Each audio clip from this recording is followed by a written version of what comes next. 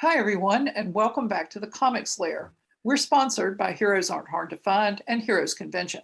I'm your host, Nancy Northcott, and tonight we're discussing the Marvel Comics character Hawkeye in comics and mostly in the recent miniseries. Warning, if you have not watched the miniseries yet and you still plan to, we will have spoilers. We will be talking about the Marvel Comics universe movies. So if you have not yet watched any of those you particularly want to watch and don't want spoilers, you might want to come back and watch this another time. And we will be talking about the comic book, but just spoiler alert for the miniseries and the movies. So with that out of the way, I'd like to ask our panel to introduce themselves and tell us a little bit about their interest in Hawkeye. Larry, you want to start? Oh, goody. Start with a novice. So again, I'm Larry Martin, author and co-author, often writing with Gail Z. Martin. And my interest is truly as a civilian. I did not have a background in comic books because my mother wouldn't let me read them.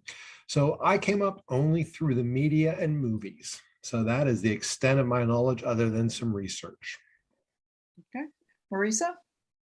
Hi, Marisa Wolf, science fiction fantasy author. I saw Hawkeye in the comics, mostly, as an afterthought when I was reading the Avengers. And I very much enjoyed the miniseries. So excited to talk about the Marvel version of Hawkeye. Okay. Darryl? Hey, Darryl, the host of Paprika Podcast, man. I've been a fan of Hawkeye in the comics off and on throughout the years, man. Glad he got a little bit of shine here in his show and in his series. So I'm always down to talk about the purple one, not named Prince. Okay. Jim? I am Jim Nettles. I am science fiction, fantasy, nonfiction, all sorts of troublemaking author. And I kind of go back to Hawkeye way back, but it was very much hit or miss. But I was always fascinated by him because I actually like archery. Amongst all the fun stuff I did as a kid and a teenager, and occasionally will still draw it back out. I was always fascinated by archery and by Hawkeye from that aspect, but really kind of fell out of reading a whole lot of it in probably the 90s, somewhere in there, other than picking one up here and there. But the series is fun. Samantha? So, hi, I'm Samantha Bryant. I write the menopausal superhero series, among other things. And like Larry, I'm mostly a fan of Hawkeye through the MCU and through his recent series. I have read some of the graphic novels, but the only ones I can remember, I think I read after I'd watched him in the MCU, because I was like, oh, he's neat. I'd like to know more about him, and then read some. Okay. I'd also remember him from some of the animated programs. That's a good point. And that's one, I don't know how familiar everybody is, but we can go there. So we'll do that in a little bit. Remind me if I don't get there. I grew up reading mostly DC, so I wasn't really all that familiar with Hawkeye. Like Jim, I really like archery. It's the only PE class I ever actually enjoyed.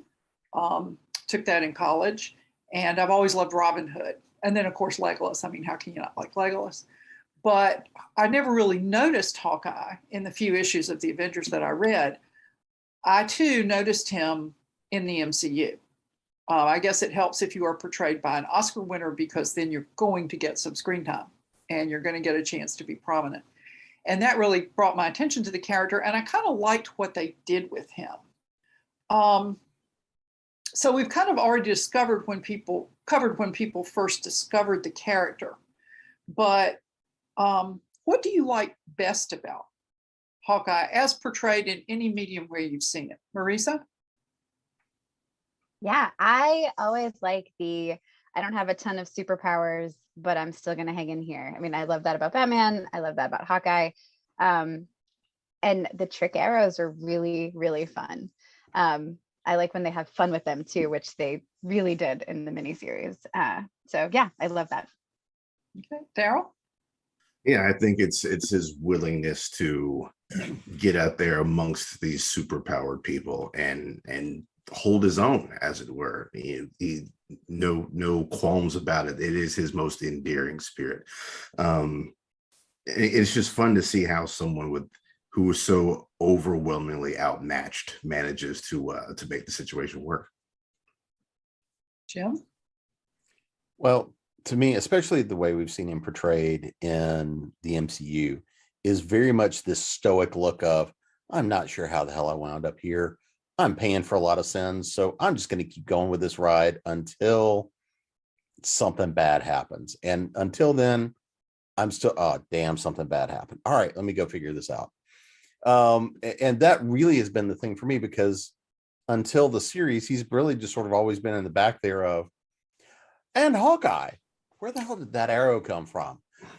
Except for him to show up occasionally and have the snippy line, it was really just to be a foil with Black Widow so much of the time, which I think rounded her out some, was the relationship between the two of them. But that really was the thing for me, was he was always just he just sort of shows up, I'm going to shoot an arrow and I'm going to keep moving on my merry way, because I'm not going to get squashed because the Hulk throws a temper tantrum. I'm not going to get squashed because Thor, is throwing stuff around, and he and, Captain America are banging stuff around, and all of a sudden he's just like, hey, no, leave me out of your games. That to me was the thing, is he shows up. It's like salt and pepper. He's been a seasoning, I think, to the MCU to show up and hit and provide that one little thing occasionally to go and say, yeah, the rest of us can be squashed. Be a little careful. Samantha? So, from talking to me that, one of my favorite tropes is that reluctant hero, that guy who gets pulled in and he keeps not wanting to be in. And definitely in the MCU, we've seen some of that with Clint. How many times has he declared himself retired and then came right back? So he hits my reluctant hero love. And also, in a series of movies and shows where everybody talks so dang much, he's quiet. And I'm a quiet person myself, so I appreciate that in a man. And but I think the thing that gets me the most is actually his relationships with female characters. Jim was talking about him with Black Widow, and we take one of the most unnecessarily hypersexualized characters that the MCU has, and we give her a friendship with a man that's allowed to stay a friendship. And he has a wife that he loves instead of complaining about or trying to get rid of or something. And he's, in his series, he's got a relationship with a much younger woman that doesn't get icky. So, all praise on that front for being able to be friends with women. Yeah. Well, and we'll talk about that in a little bit. But for me, he was always kind of, as Jim says, and Hawkeye. He was just kind of there in the background, occasionally shot off a cool arrow. And I missed the Matt Fraction series when it came out initially, because I just wasn't as involved in comics at that point. So I've been trying to go back and catch up on it at some point. But for me, what really made him stand out, as you all have said, is his relationship with the Black Widow, because it very clearly was a friendship. I mean, there was no overtone of anything else about it ever. And those are rare in comics and in movies and TV. There's just not a lot of that, especially in the superhero set. So I really liked that about it. And as I was getting ready for this panel, I looked back at Comics Find, which has the wiki entries on the different characters. And she was in the first issue he debuted in. It was Tales of Suspense number 57, Hawkeye the Marksman, and the Black Widow was in it. So there really is a comic book root to that friendship. And what several of you have said about the super guy going out there, the non-super guy hanging with the superheroes, reminded me of his speech to Wanda in Age of Ultron when he takes her to safety and she's just kind of wants to hide in the dark. And he says, look, I'm going back out there. I got a bow. That's all I got. I'm going out there because it's my job. And, the speech is, of course, longer than that. But I thought it was a really impressive speech. And it highlighted what you all had mentioned, that he's a non-super guy, not only fighting beside superheroes, but going toe-to-toe with otherworldly menaces. And along the way, he and Black Widow had a relationship in the comic that fell apart because she was still a Soviet spy and he wasn't going to betray his country. But then, thanks to the intervention of Jarvis, and I'm condensing this a lot, who actually was Tony Stark's butler, he got a shot at being in the Avengers. And I didn't see it during that time, but did any of you all see it? And would you like to speak to that at all? Yeah, that's before I really got down on it. But knowing that he comes from a circus background is just not something you hear a lot from, your grand superhero origin story. It's like, nah, this guy just palled around, and it's a guy who got really good at one thing, which I guess really is his superpower, is he took one thing and honed it to a near superhuman ability. And that is something different that you don't normally see, where you got, gods and kings running around. But just the guy who came from the circus is an interesting origin. Him and Dick Grayson. Yeah, I was going to say, that's the fun part is, he and Dick Grayson were in the same circus, and that's how you get your MCU DC crossover. Well, that would be fun. Anybody else want to speak to that at all? Okay, because and then I was looking up the references in the miniseries and in the movies, and at one point he was almost killed. The Avengers thought he was dead, which is when Cap gave Kate Bishop the Hawkeye name and Clint's bow. And then when he came back, he became Ronin. And the miniseries and Endgame played off that Ronin identity. What did you think of how that was used in one or both? Darryl, you want to start us? Yeah, in the comics, it's a pretty wild thing just to see Hawkeye out there tearing the streets up, and the same in the movie. And it's actually is one of my biggest gripes with Endgame is I still haven't really seen a lot of accountability for what he did during his time as Ronin. He was murdering people at a rate high enough to get on the Avengers level. So that's got to be a lot of work put in on his end. I'd like that they gave deference to his time as Ronin in the comics. I'm not a fan of the fact that he, obviously he feels bad, he feels guilty. It was how he dealt with things, but he still needs to be held accountable for, which he was not. Okay. Anybody else want to weigh in on that? I liked it as an expression of grief. And I feel like a lot of the most recent MCU stuff, the television series, have all been about grief in one way or another, starting with WandaVision most directly about grief, but there's lots of fallout about everything everybody went through in the end of the MCU series with Infinity Wars and Endgame. And so I liked that he didn't cope well, because mostly people kind of did, or they did okay, or at least they weren't doing active harm. And he had a very human reaction in that he went out and did bad things because he hurt so much from his losses. And it didn't hurt at all that the actor could really sell that pain. It maybe wouldn't have worked as well with another actor who couldn't convey so much with just his face about how much he hurts.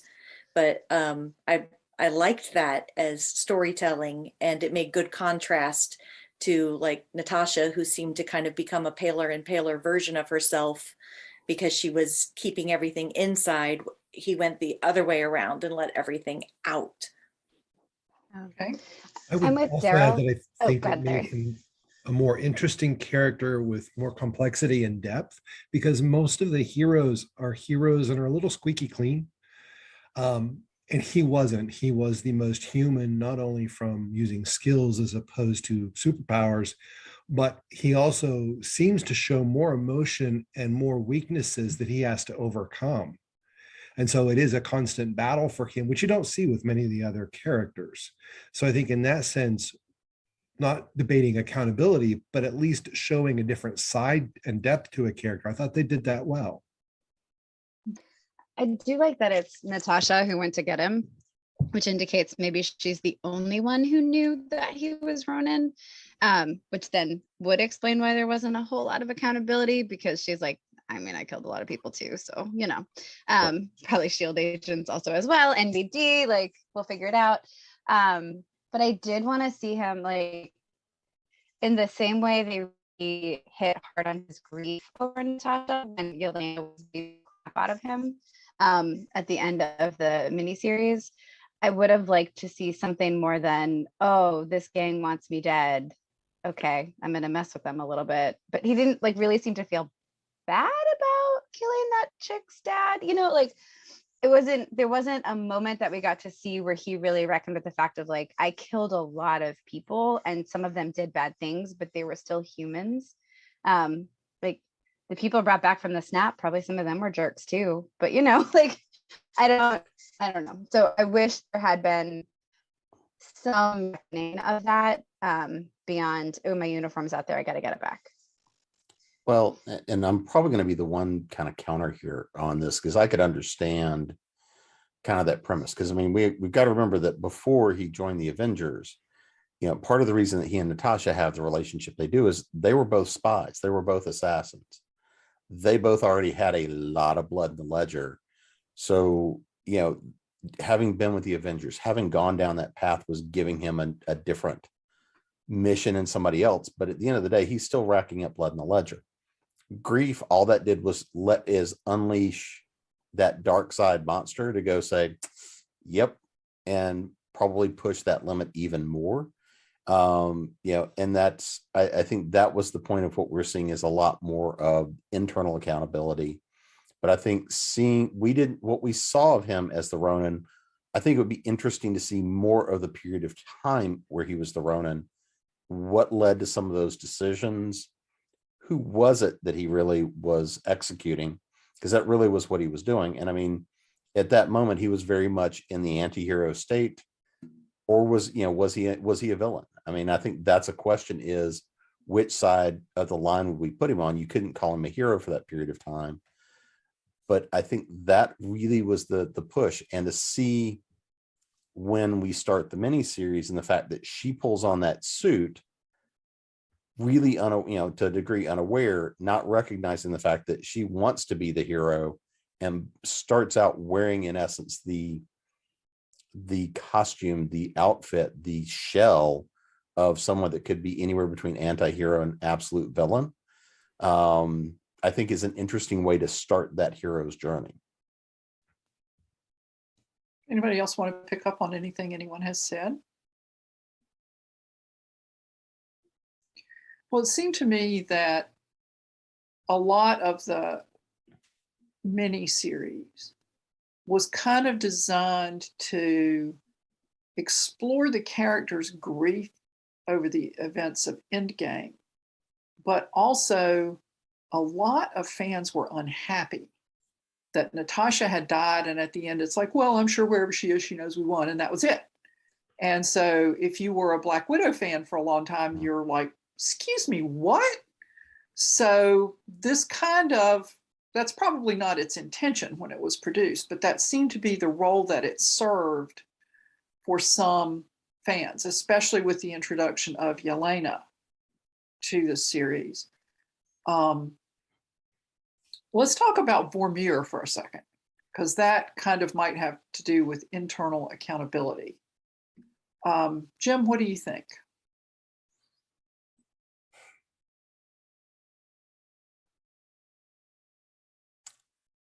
That's kind of probably not the best person to start with on that question, actually,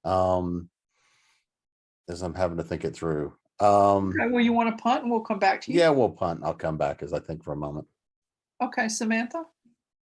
So make sure I'm in the right place. We're talking about where Natasha sacrificed herself. Okay, good. Just double checking. It is a school night.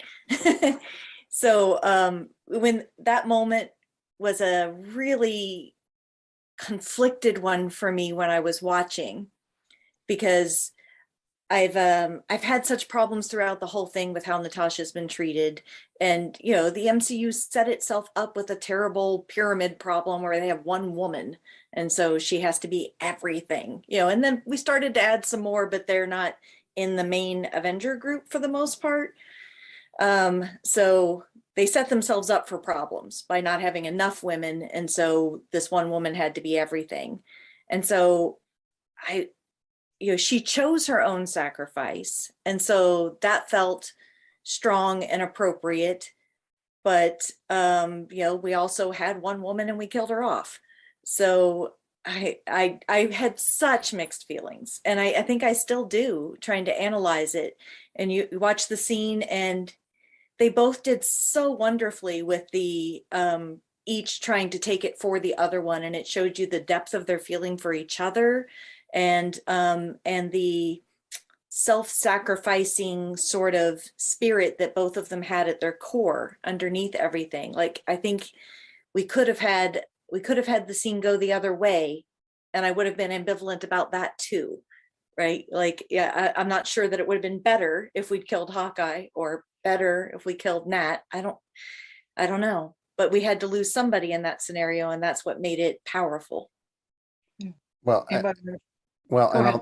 here's the internal challenge I have been having since I saw the scene, and this is the reason I kind of punted. Is I was going back through.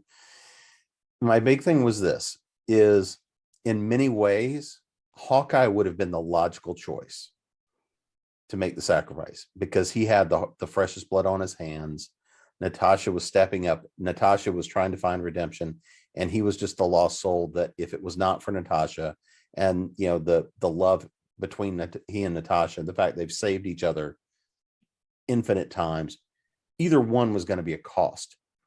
But I think the fact that it was Natasha making the ultimate sacrifice, because it was almost, she found her redemption as far as she was going to get.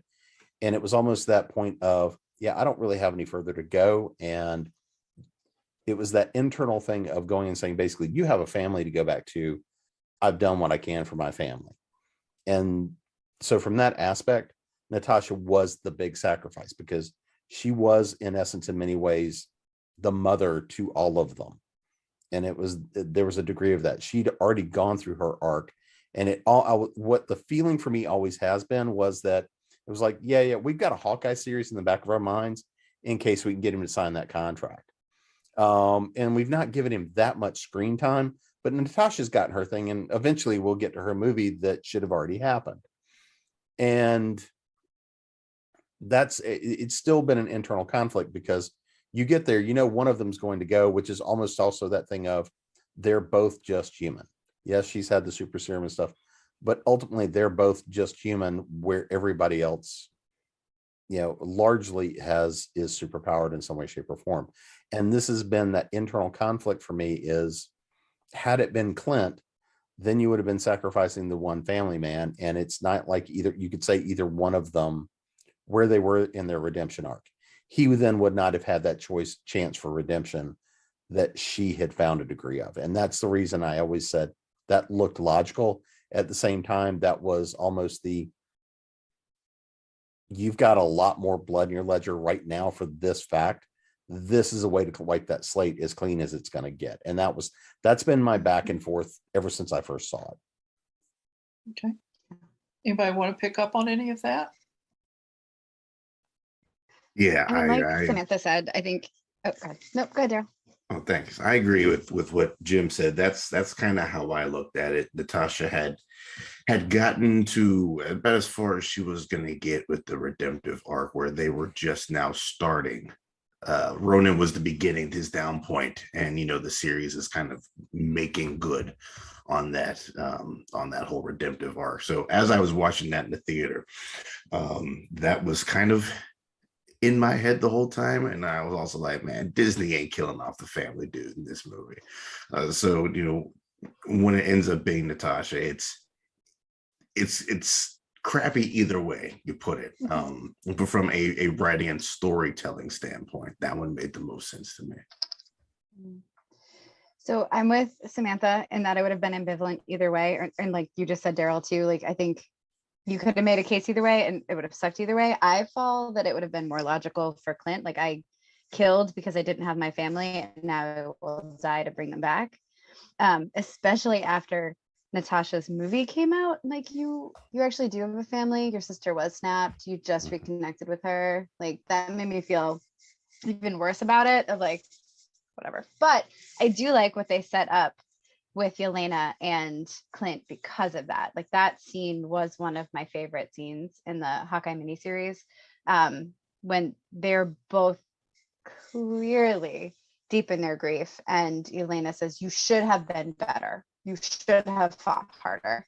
Because that's also how I felt. So I liked it. I liked that was his kind of moment of reckoning where he fully agreed with that. And it was good to see that too. But I wanted him to die, not her. Larry, did you want to add anything? I don't think I have anything noteworthy to add. I'm sort of with everyone else. I understand why they did it. I understand the emotional impact. I wish they could have done something differently. I guess the piece I'd add is I'm interested to see if they actually use the opportunity with Hawkeye, because they started a little bit with the miniseries, but how are they going to redeem him and say, okay, this is why we did it. This is why it was a worthwhile decision to keep him rather than Natasha.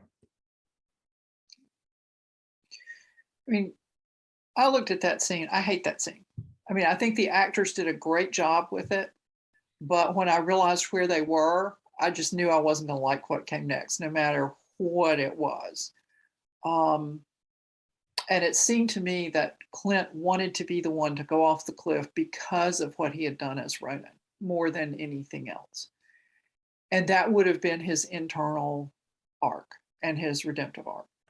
And he really didn't get that. Like Darryl said, there's not been a lot of accountability. It's kind of like in Star Wars. Well, in the first movie, well, they're just stormtroopers. I mean, Han and Luke can mow them all down. And then in the prequels, well, they're just droids. Obi-Wan and Qui-Gon can just mow them down. And so it was sort of like, well, these were all bad guys, so it's okay. And you get into the whole question of vigilante justice and how does he know that the people he's killing are people who the world is better off without? And as somebody said, it might have been Marisa, those people had families. Those people had people who cared about them who, well, the daughter was not exactly, her hands weren't exactly what we might call clean. But yeah, and so that would have been, I think, a good redemptive arc for him. And he never has really come to account with that. The miniseries was about his grief for Natasha. And I thought it was beautifully done. I mean, I didn't expect to love it, but I really loved it. And that was fine. But that whole other dimension of what happened to him is kind of unexplored. And there was nothing to really hint that it ever would be explored. But since we're on the miniseries, what did you all think of Yelena? Jim, you want to start this time? So I liked Yelena. I liked the fact that she came in, and a lot of the fight scenes we saw were a tremendous amount of fun. You know, and the way she approached coming in and sitting down, in the way the narrative worked, I thought she played a really nice, good, strong character. And we watched Black Widow just before. So, I mean, we were ready to go into the full arc, and watching Yelena come in and be that, I am here, I am alive, and my sister is dead, and I am pissed off. And as long as you're not in my way, we can hang out and be girlfriends, despite the fact for her menu choices and going for mac and cheese.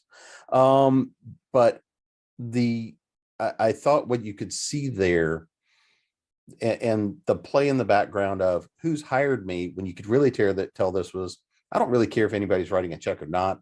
I'm willing to take this job. It's just the fact that there's a paycheck and a bonus behind it. But to get down to the end fight scene between her and Clint, I thought played beautifully. Watching the balance between the two and the dance, because it was a very different dance than you ever saw between him and Natasha. Between him and Natasha, it was almost ballet.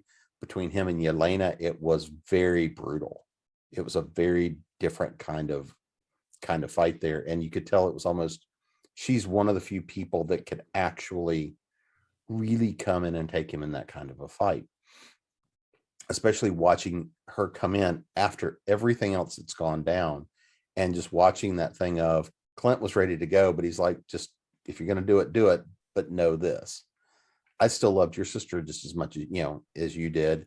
I've spent way more time with her as an adult than you did, and we've done a lot of things together. And I think that realization is going to create something that has a potential to be a very long-standing, interesting arc, but also one of those things I think is going to have to come back up repeatedly until eventually they do finally kill Hawkeye. Because I still see that that's going to be one of those things, is that he's going to go back to work one time too many. I still think that that's going to be the way that I can't see him getting to retire out on the farm and be the family man really for that perpetuity. But I thought that the play between the two and was just a stepped up level of the fight between the two. And I thought it was one of the things they did better in the series. Okay. Larry, did you want to add anything to that? I just noticed that the raw emotion that the two showed from where they were and what they'd been through, to me, just seemed very believable and authentic the way they portrayed it. You could really feel the emotion. You could feel her anger and what she was going after. And I like it when they can do it in such a way that even though she's attacking him and he's innocent, she doesn't. And they made it believable. And you could really see why so you didn't get mad at her. You didn't get upset with her because I get why she's doing this and I can't argue with it. And then watching them play that out, I just thought it was well done. Okay. Anybody else want to add anything? Yeah, her introduction into the series is amazing. I think they have enough stuff to worry about, and then you have someone trying to kill you on top of all this for reasons unknown at the beginning. It's another obstacle to overcome. You always love seeing your heroes overburdened with things that they have to overcome, and this is just yet another one, and one that at the end was resolved more with words than it was with fists. I think that's kind of why the Vision versus Vision was so cool. It was resolved with words more than it was resolved with fists, so it's great to see the development of. You can always get more development in a TV show than you can in a movie, right? You just have more time to work with. And I think, what we see with the Yelena from the Black Widow movie versus what we see with the Yelena in the Hawkeye TV show, there was just a chance for a lot more development, and they squeezed every drop out of it. I love Yelena. I adore her. I think she's fantastic. And I love the idea of Hawkeye and Mockingbird opening their farm to wayward young superheroes. Like, I love the idea that Yelena and Kate Bishop are gonna go there for Christmas and for holidays and for whatever. And there will be shenanigans. Like, I don't know how it's gonna actually play out, but I love the idea of it. And I love that they confirmed that not Linda, I keep doing that, whatever her name is Mockingbird. Just the idea of like what that could look like with Kate Bishop and with Yelena, I think that would be really interesting. Was it Robbie Morse? Is Mockingbird? Yeah, Bobby. she's Mockingbird. Yeah. Bobby Morse. Yeah. Bobby. But is her name, she's not Bobby in the show though, or in the movie, right? Her character's Laura, isn't it? Laura. Yeah, Laura. It's Linda, the actress is Linda, and so I keep calling her Linda. That's not right. So thank you. The school for wayward assassins. Exactly. Why not? I love it. I would watch that show. Yelena was when I met Yelena in the Black Widow movie, I had not gone in expecting that I would like her, because I was so disappointed for them waiting so long to make the movie, and then I was like, are they going to blow it? Are they going to blow it? Is this going to be okay? And everything in the previews looked very much like just a passing of the mantle, and she was going to be our young upstart, and I didn't have much sympathy going in. I was like, wait a minute, we're going to give her a movie to immediately then, but Yelena as a character and the actress who played her really won me over. I liked her a lot. And when she came back onto Hawkeye, I was like, oh, that's just absolutely perfect. And it really was like, one of you already talked about the dynamics of that fight. So I won't rehash it other than to say that, yes, I loved it too. Well, and picking up on what Marisa said about the farm for wayward young superheroes, it's another example of one of the things the comics do really well, which is found family. It's like you make common cause with people, and then before you know it, they become your family with all the loyalty that you would give any relative, even a relative you might be mad at in a given moment. If somebody else comes after them, you're going to step in front. And I really liked that a lot. I liked the fact that Yelena was a more layered character in the miniseries than she was in the Black Widow movie. And I really give Florence Pugh credit for just dropping into that movie with all its history and all the background of the characters. And she just rocked it. She did a great job in that role. I'm really hoping the Marvel Comics universe doesn't think that she and Natasha are now interchangeable and we don't care about Natasha anymore, because that would make me really mad. But I liked that too. And since the subject has come up, let's talk about Laura Barton and the Secret Family.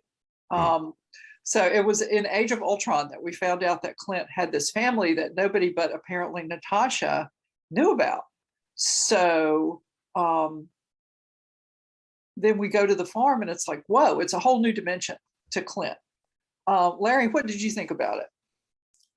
I'm going to sound like a broken record. I think it made him more human, because so many of them sort of live in a non-normal world of superheroes, and he goes home and he has kids and he has to worry about parenting and communicating with the family and letting them know where he is while they're worried about him. So I think it added an interesting dimension. And yes, it was surprising. I actually like that aspect. I will say that when at the end of the series, when they threw the Mockingbird curve, that threw me and I had to go look it up and say, okay, well, who is that? Where did that one come from? I don't remember this. But that also made sense, that he would build a family with someone who would understand him. Anybody want to pick up on that? I was so happy to see it myself. That, well, it's a pet peeve of mine that if you're going to be a hero, it's a lonely trail. You can't have friends. You can't have love. You can't even have a cat, for goodness sake, unless your cat's an alien. So, it was just so nice to see somebody not just with a family, but with like a functional family that loved each other and had each other's back. And, throughout the series, when we got to see him out with his kids, all those relationships felt very real to me. He's afraid they're going to lose one of them because there's the one that always wanders off, and trying to get them to take care of each other, and trying so hard to keep his promise to be there for Christmas when the whole universe seemed to be contriving to make sure that he would not be there for Christmas. And I really love Marissa's idea that they'll come, that they now have a holiday home for all these people who don't have families. They'll have their found family with the Bartons out on the farm. That's lovely. Well, Anybody else? yeah, and I think it made sense, because you've got to figure for somebody like that to be married, have a family, and have somebody who's going to have that understanding of that phone call that says, yeah, that whole I'm sending the kids back, I got a problem, and no argument, nothing goes. That level of trust you see, which is, okay, there's a problem. How bad a problem is it? The unspoken language, which is do I need to be making phone calls and be sending help your way? Or is this is a problem you need to handle before it becomes a problem that becomes public? And that subtext, I thought, played really well between the two of them, and two people to have that level of trust and understanding. There's no question about, I've got to do something. That's not the discussion. The discussion is, what help do you need in that process? I think that shows a level of connection in them as a couple and with family that we frequently don't actually see in most things. We see the conflict between family, not an inherent level of stability around something that generally would create a lot of strife and conflict on top of everything else, where instead you see this is his rock. Without this, he doesn't come home. And we know that because of seeing Ronin. And I think that's one of those things that, like Larry says, it makes him human. And I mean, we have that connection. Hey, Darryl, did you want to weigh in? I wasn't a fan. The moment that they land on the farm in Age of Ultron, and we see that this is his family, my first thought was, well, they screwed me out of my Matt Fraction run. That is what I wanted to see the most. Give me some version of what is inarguably his most famous comic book run. It's his most fun, most joyful comic book run. So as soon as I saw that, I was like, well, that's taken from me. They take the trappings of the Fraction and Aha run and turned it into what we get in the miniseries. The tone is there. The respect to the source material is there. Even if they aren't paying their artists, pay your artists, Disney. But not knowing, in 2015 what they had planned for 2021, I was not pleased. Yeah. Well, I've just started reading the Fraction and Aha run. I'm glad you said that because I had meant to call today and find out how to pronounce that, and I had not done it, so I was avoiding saying it until somebody told me how to pronounce it. But I liked it, but I had not yet read those comic books. And even from just the little bit that I've read, I can see what you're talking about because it's a very urban comic book. He's living in the city. He's involved in the lives of his neighbors. It's got a snarky element to it that I really liked a lot. And it doesn't have that snark. The character doesn't have that snark in the MCU or in the miniseries. But I thought it was interesting that Clint has a teenage daughter. And here comes this teenage girl who's way over her head and thinks this is going to be a lot easier than it is. And I sort of think maybe some of the way he handled her, it sort of is a callback to the way he handled Wanda in the big fight in the Age of Ultron. But it also kind of had the overtones of a parent talking to a teenager and possibly hoping that the teenager is actually listening. I don't know. But there was one other thing I wanted to talk about the miniseries, and I'd be interested in y'all's thoughts about it. The cosplaying cops in the miniseries. Darryl, do you want to start us? I'm trying to remember the cosplaying cops. Cops and firemen. Oh, yes. The whole LARPing deal was such, it was just something refreshingly goofy to see in the middle of all this.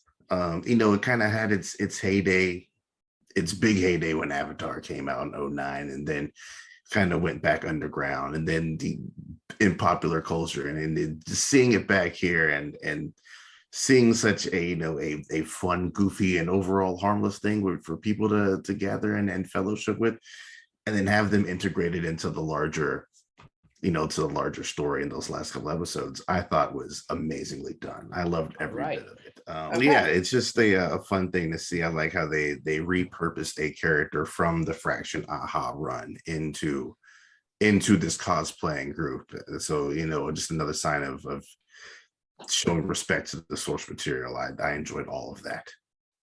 Okay. Samantha?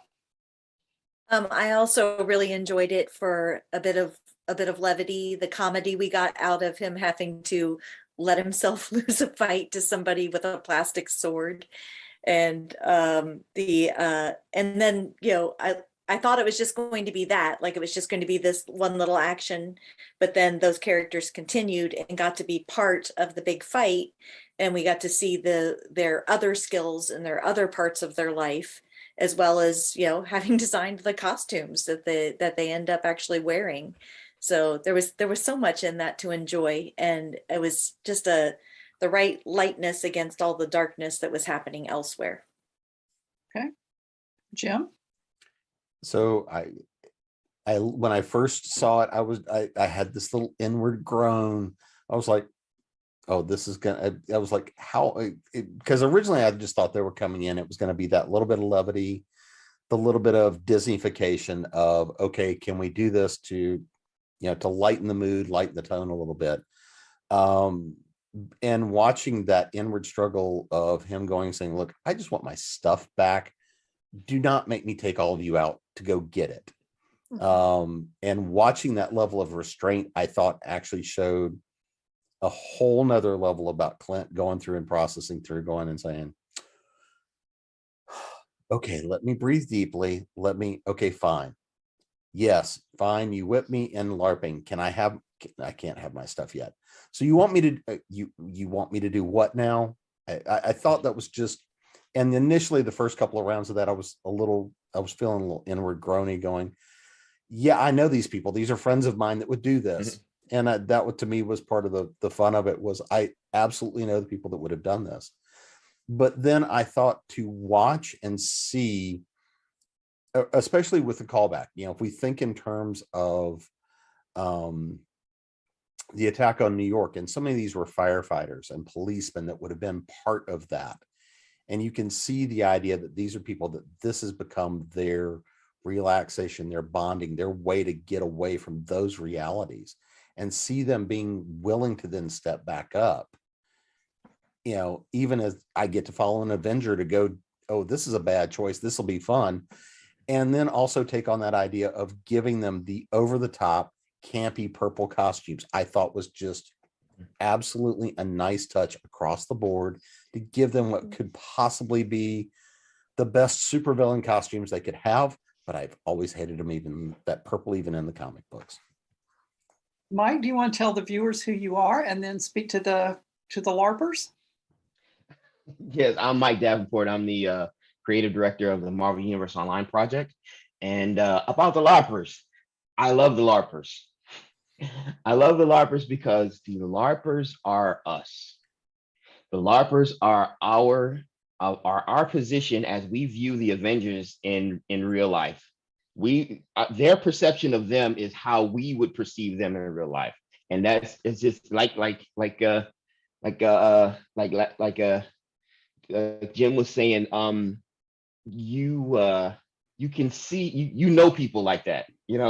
We all know people like that, and it was great of them to add that perspective. I mean, you could have gone through the series, could have gone through the whole series without adding that. And I felt that that was kind of a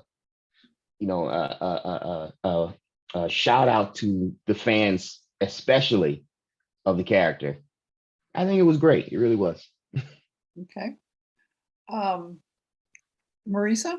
Yeah, I hated the LARPers, and then they won me over. So I hated that the introduction was a fireman stole something from the scene of a fire and then immediately posted it on Instagram. I was like, please, come on. Like that made me mad.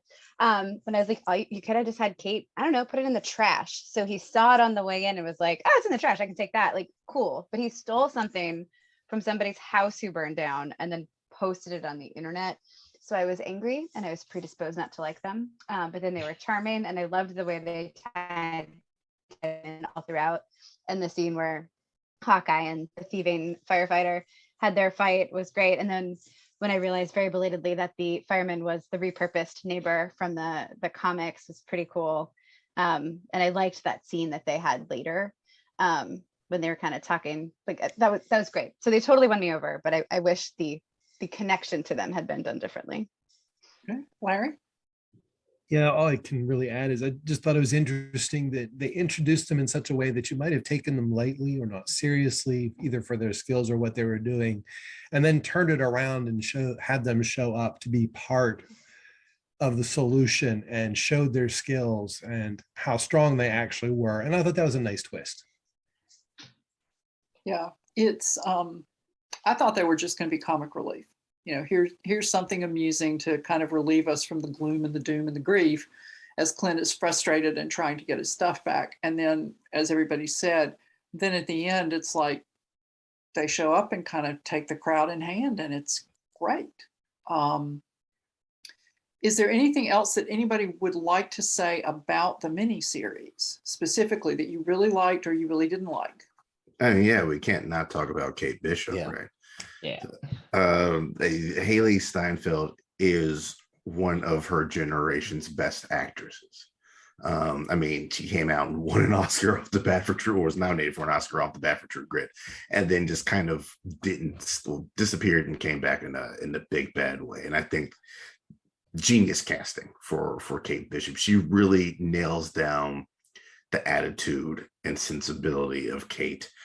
Kind of ramped up a little bit from who she is in the comics, but it plays great against Clint Old Man's surliness.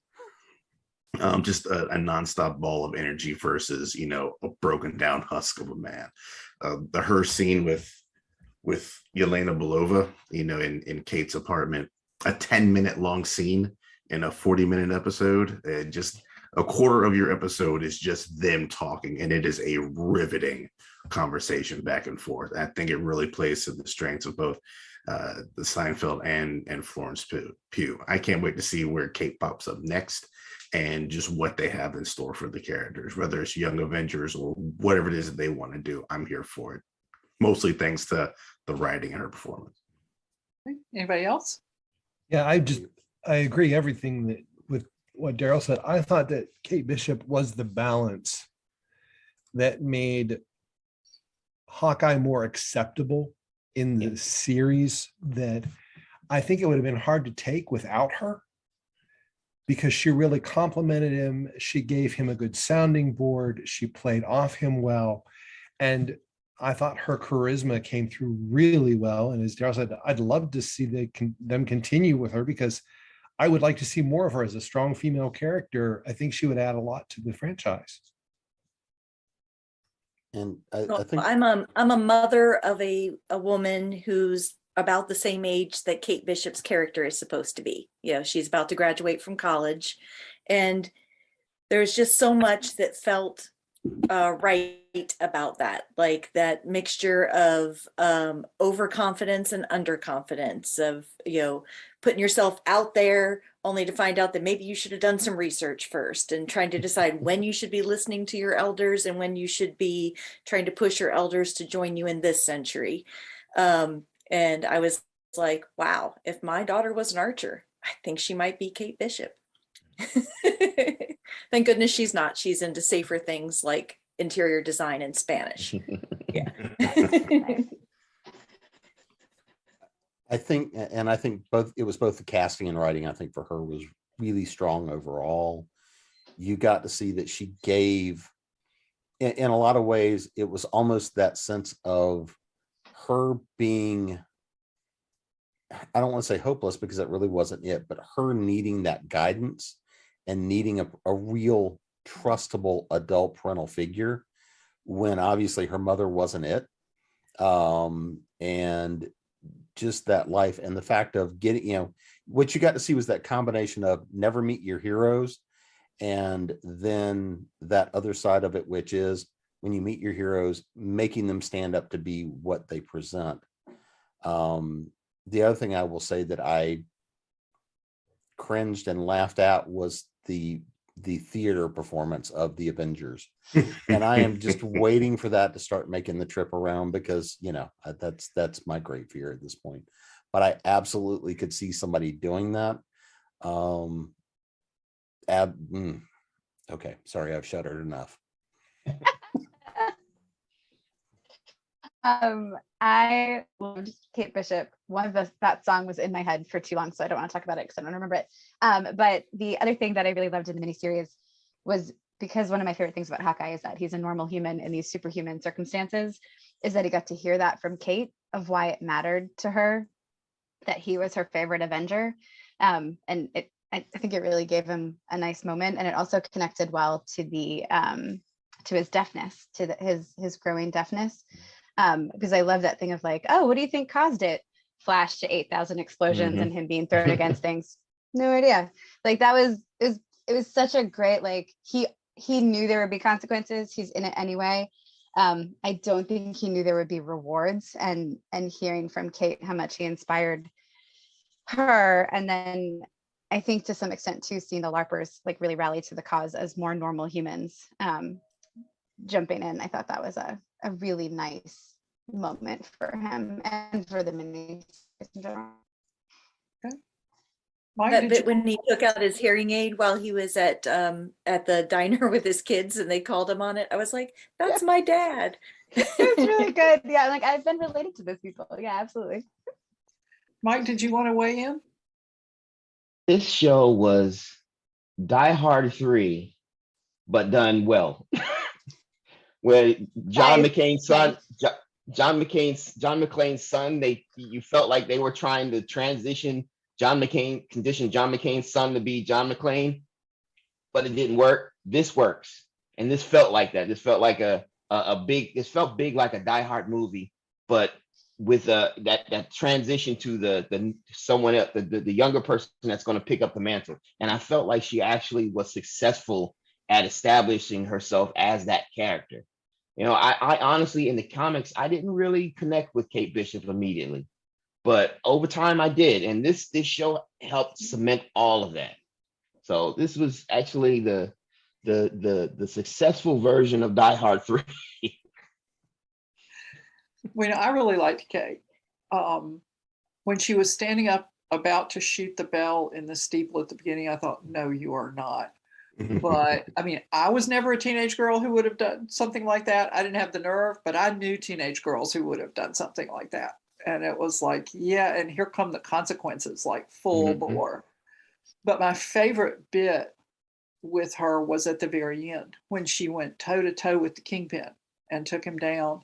And you could see, and this is credit to the actor, how hard it was for her to have her mother arrested on Christmas Eve and to do the right thing. And she did it. And as somebody said, it might have been Darryl, that it was a combination of the acting and the writing that made that character so engaging. Because I really didn't warm to her in the comic either. And I've been reading the mini series. I'm behind on it, and I like it okay, but I don't love it. And obviously, some people do love it. And of course, that's fine, but that's just me. One thing that Jim wanted to be sure that we talked about tonight was trick arrows. So, what's your favorite trick arrow and why? And Jim, we'll start with you since this was your idea. Make one snarky comment and it gets you in trouble every time.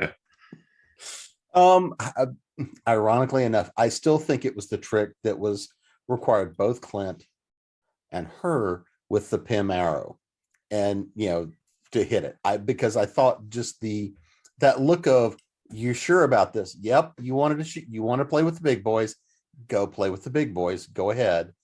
And watching that particular trick shot, and watching that play between them, which was that moment that says, okay, put on your big girl panties, we're going to go for a ride. And that was that point and the moment and the symbology of, yeah, we're both going to have to work together, hit the arrow. And then you see this large phallic object come flying from the sky to take out the truck. But that besides that, that to me was that turning point from, you get to play with smoke arrows and giant bubble gum, to, you wanted to play with something big, let's go big, let's go big all the way. To me, that was the fun shot, but I think there was also a lot to the imagery and a lot to that moment. Okay. Anybody else? I love the trick arrow. I love the trick arrow part. And I had the handbook right next to me I knew it was coming, so I had the handbook right next to me. So I was going down all the list of trick arrows that they used. I was like, oh, let's see. Let's hope they mention the boomerang arrow. And there was this whole bit about the boomerang arrow and how pointless it must be. But I'm like, no, the boomerang arrow is not a bad idea. It's not a bad idea. That's still my favorite That's still my favorite arrow in the set, the boomerang arrow. I think it was great that they did this whole homage to the set of wild trick arrows that he has in his quiver. I mean, most of the movies you only see the arrows that go boom. So I think it was pretty cool. Okay. They had a putty arrow. It is my favorite panel in the entire Fraction Aha run. It's a real simple moment. It's a setup that they kind of lift for the miniseries where they're on in that car chase scene. And he shoots a guy with just sticky goop and it just gets all over him and he can't move. And he's leaning out of his car and he yells back to the guy, "That's the putty arrow, bro." And it makes me laugh every time I read it. And as soon as they announced the Hawkeye show, my running gag was, if there's no putty arrow, then throw the whole show away. The show was a waste. And they gave us the putty arrow during that sequence, and I fell off my couch. And it was the highlight of that show is the putty arrow for me. I liked the it was just an exploding arrow, but I liked when she shoots one of the exploding arrows and like trucks are flying all over the road behind, and she goes, "That wasn't the most dangerous arrow." That's when she realizes, oh my, I might be over my head a little here.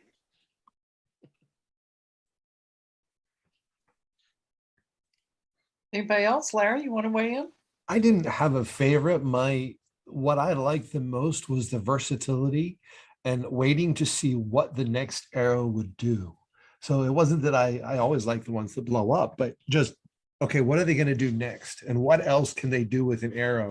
And for me, that was what was entertaining. I really liked the scene where they were making the arrows. Yes. And he was telling her, and she's doing like on the little label maker to label what kind of arrow it is. In the midst of something really potentially pretty serious, it was a little note of humor that I enjoyed a lot. You got the feeling that Hawkeye didn't label them, like he would just go, "Oh yeah, that's the right one," and yeah, yeah. But she didn't know which one was which. Right. That's great. Anybody want to say anything else about gadgets before we move on? I know he had in that at least the first Avengers, maybe we see it again in subsequent movies, I can't remember, but he had like the rotating quiver that he controlled with his bow.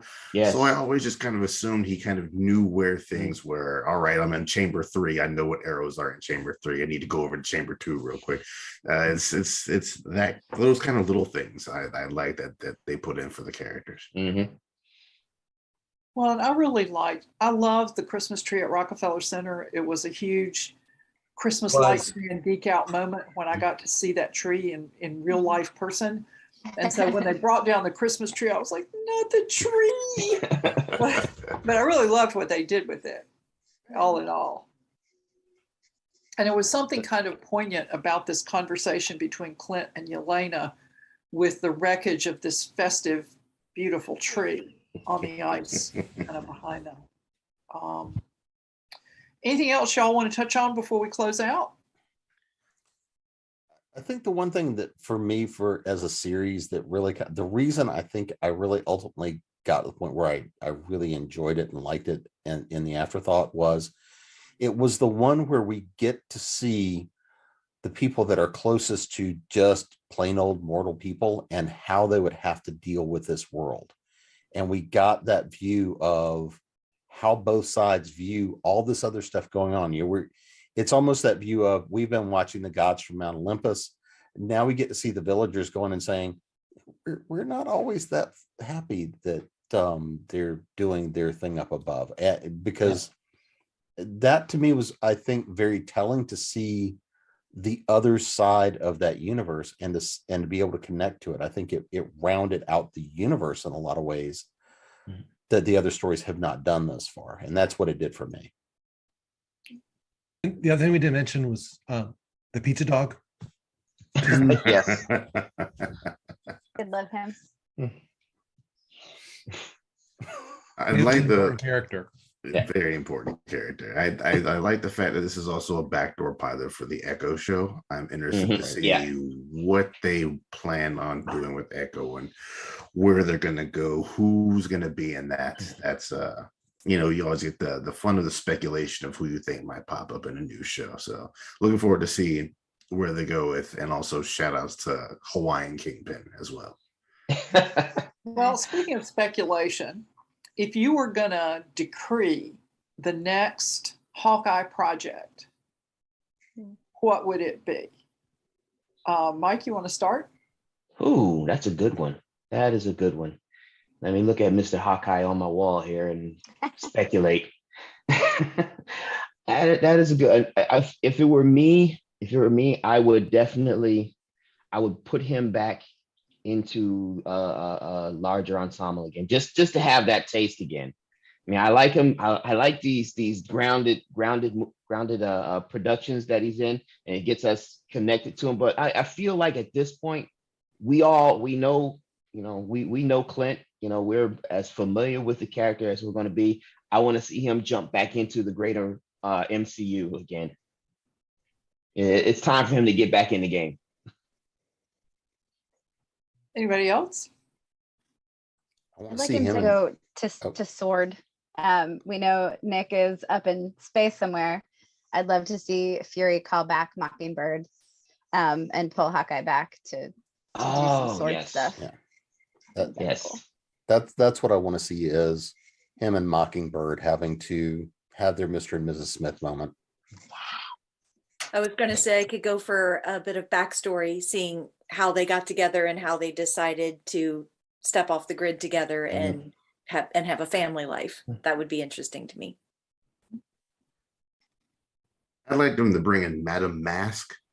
We don't have a whole lot of female antagonists in the MCU. It's pretty much a male-dominated part of the whole thing right there. So just what's this woman's deal? Why is she constantly wearing this mask? What's under the mask? What's going on? I would like to see Madame Masters pop up to, if not even as a main villain, just a thorn in the side. Larry? I would like to see Kate Bishop and Hawkeye working together, continue his mentoring. Yeah. I think the other thing I'd be curious to see is if Clint was the mentor for the Young Avengers.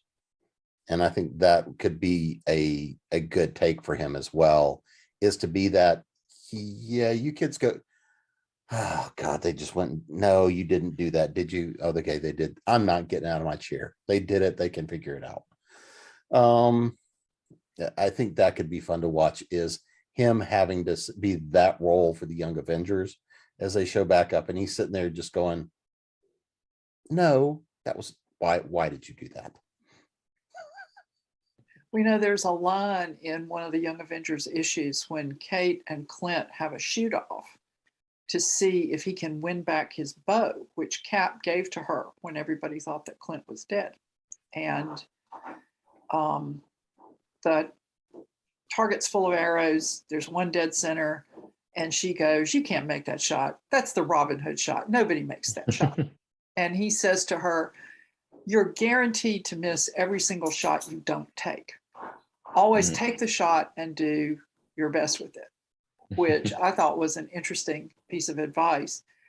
I love all these ideas. I would watch all of those, but I'll be a little out of step, because what I would like to see is a prequel to tell us what really happened in Budapest. Yeah. Yes. Well, okay, we'll wrap up and let's go around, tell people where they can find information about you and your work. And if there's anything you particularly want to highlight, please do that. Larry, let's start with you. Sure. You can find me at larrynmartin.com. And on that site, we have all our social media. You can join our newsletter, all of our books, and what's current and what's coming up. Okay. Marisa? MarisaWolf.com or MarisaWolf.net, up to you. You can join my newsletter. You can check out my books. We also have a series of books coming out this year called The Hit World Valkyries, which is going to be spy versus spy in an urban fantasy background. So, Mike? You can find me always on Twitter, or you can come visit our website, www.themarveluniverseonline.com. The expansive world of Earth 619 is being developed before the eyes of the fans. We are a pitch project for an open world Marvel MMO. So come and check out what we've got so far. You will not be disappointed. Okay. Darryl? Yeah, you can find me on my film reviews online at paprikareviews.com. It's like paprika with an O instead of an A because there's all sorts of spicy shit going on in that website, and it's always Yes. great. So yeah, paprikareviews.com, and you can find my social medias and whatnot from there. Jim? You can find me at jamespnettles.com, authoressentials.net, continualconvention.com, and speculativefictionacademy.com. And you can get all of my social media stuff through the James P. Nettles site. Okay, Samantha? Hello again. You can find me at samanthabryant.com. And like everybody else, all my other social media is linked there. And I write the menopausal superhero series if you want some superheroes that are a little less famous. You can find me at nancynorthcott.com. My main activity on social media is on Twitter, where I'm at Nancy Northcott, and I spend more time than is probably good for me. You can also find me here at ConTinual on the comics programs. So I'd like to thank everybody for watching this program and all the panelists for giving us their time and this great discussion. So thank you all very much, and we'll see you in the Comics Lair. Thank you. See y'all soon. Thank you. All right. And we're out. So thank you. And you didn't do your heroes aren't hard to find splug. Shoot, can I just do that? Can you just patch it in? Sure. Okay. All right, here we go. One more thing. Nice. The Comics Lair is sponsored by Heroes Aren't Hard to Find and Heroes Convention. For more information, please visit www.heroesonline.com. Thanks.